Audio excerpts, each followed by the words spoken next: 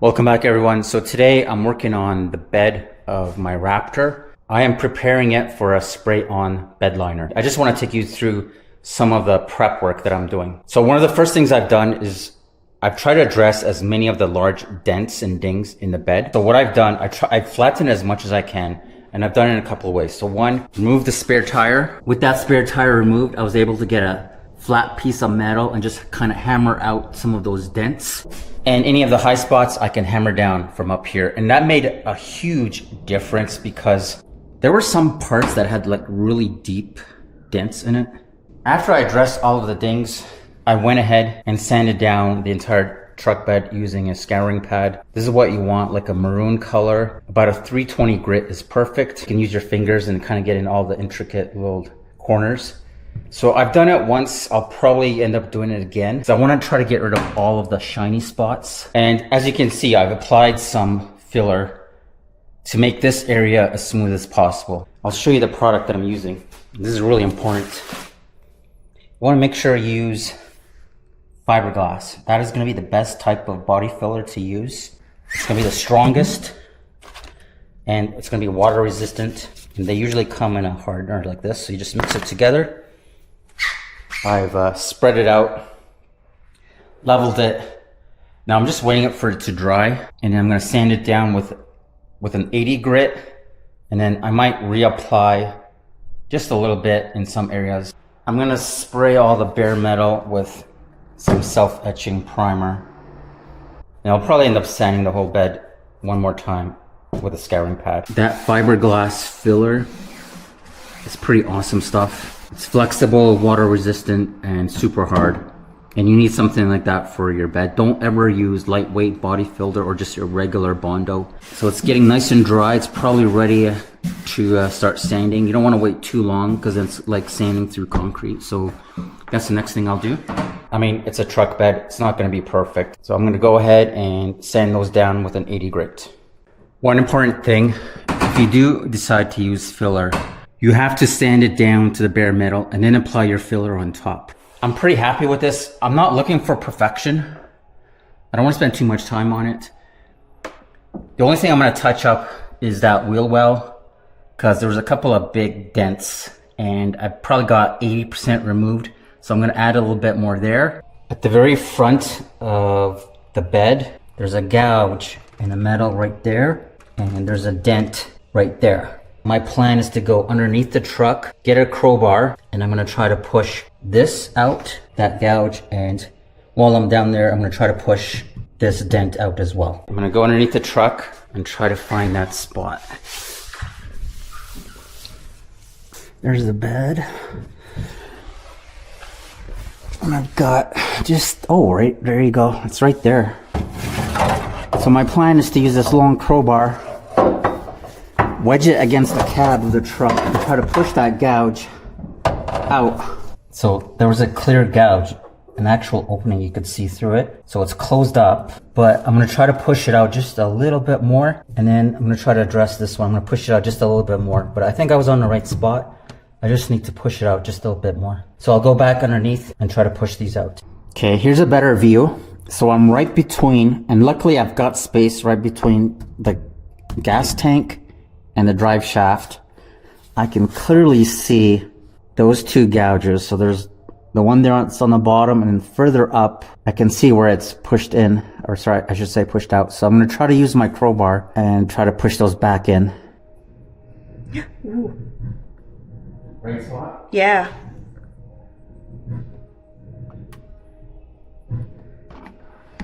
Is it better? Or? It is definitely better. Can you do a little bit more? Yeah. Nice. A little, tiny bit more. Yeah.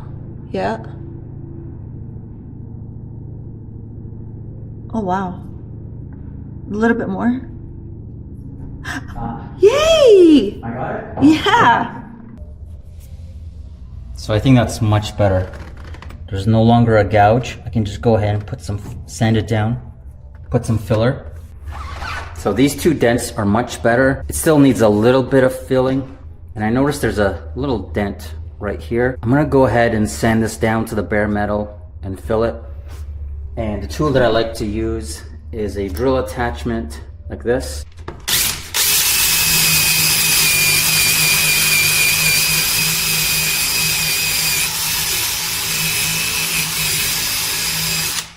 So a 60 grit does short order. Now I can go ahead and just patch that up and then sand it back down.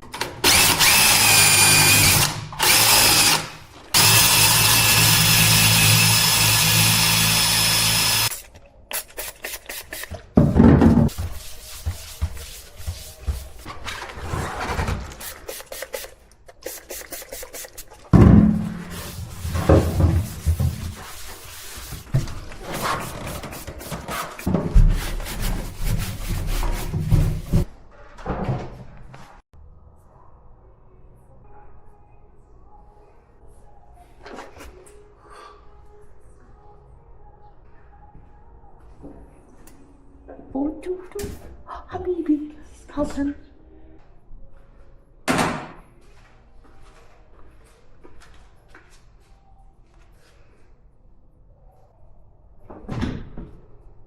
Bye, Tutu. Okay, I sanded down the entire bed. I went around and wiped every surface using wax and grease remover. I did it twice, and everything is nice and clean, fully dry. So now I'm gonna hit anything that's green and silver with a self-etch primer. I put a couple of coats of the self-etch primer. I put a little bit here on the edge just because I've got a little bit of rust showing. I'm very happy with how this turned out so far. So first of all, at the very front of the cab, those two large dents are completely unnoticeable. Like, you cannot tell that there was anything there. I mean, it's not perfect. I'm not really aiming for perfection with this bed. It's not worth my time to spend a full week to get this thing perfect. I just want it to look kind of clean and not so beat up. And I've got the primer here where I've sanded down to the bare metal and filled with the fiberglass filler. I don't see any large dents. The majority of the large dents I was able to hammer out from underneath the truck and then tap it down, flatten it from the top. In a few areas where it was still kind of bumpy, I went ahead and filled those, sanded it down, and it actually looks really good. It'll look even better once the textured bed spray liner is in place. It'll cover up any of the imperfections. So overall, I'd say this came out pretty good so far. Also, the large dents in that wheel well housing, completely gone. It looks perfectly smooth. And same as on the driver's side. Now the last thing I'm gonna do is get my seam sealer and seal up those seams there and on the corner of the bed.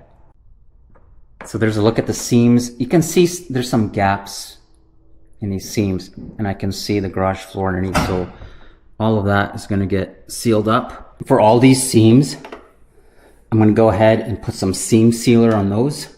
Something that's a professional quality, like this.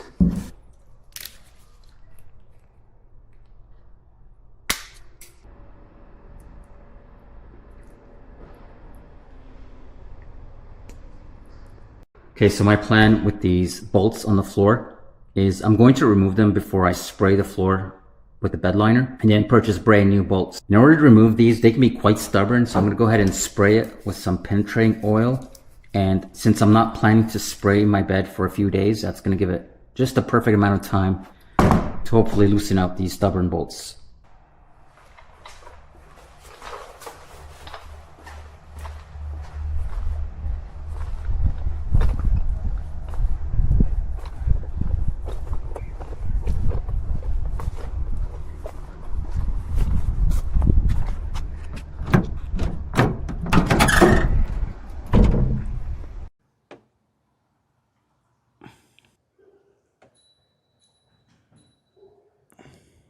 So this is what it looks like with all the prep done. The major dents out of the wheel well are gone. The gouge and the dent up on the front is gone. And I got rid of most of these dents right here on the floor. So I think it came out really good. I also went ahead and bought these brand new bedside anchors. So those are going to replace the old ones, which look kind of worn out and chipped. Every surface of the bed has this really rough feel to it, which is exactly what I want. It's going to allow that bed liner to bite into the metal. As you saw, all the prep work is done, and that was a lot of work, but I think it's going to be well worth it because once I put on this Herculiner, that bed is going to look brand new. This is a 2-part epoxy, and you know it's good quality because it's built by JB Weld. Absolutely love their products. So very excited to install this on the Raptor. So stay tuned. That'll be the next video. So I hope you come back and watch the application of the Herculiner on the Raptor. Thanks for watching, and I'll catch you on the next one.